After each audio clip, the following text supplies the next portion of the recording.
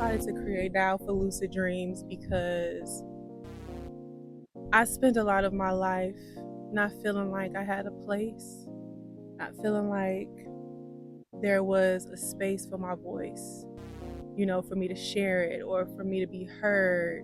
A lot of times growing up, I felt misunderstood. And a lot of it was just based off of other people's perceptions of me. It wasn't my truth.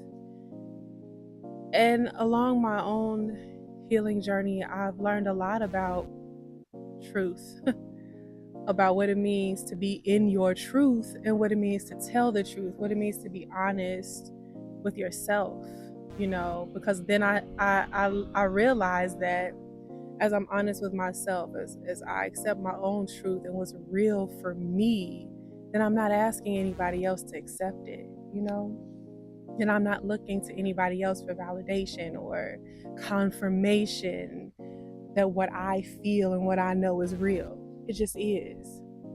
And I got to a space where I was just tired of explaining that, people asking me, why do you do this? Why do you do that? Why do you make this? Why are you interested in that? Why not, bro? Why not? Anyway, this podcast means a lot to me. Dial for Lucid Dreams. I made this podcast as a concept of a telephone line based off this old vintage phone that my grandmother had in her basement. And I used to play with it as a kid. And I used to play with it and make up all kind of characters and stories and voices. And I said, you know what? This is my truth. Like, I'm a character. Okay. I don't know what else you want to do with that.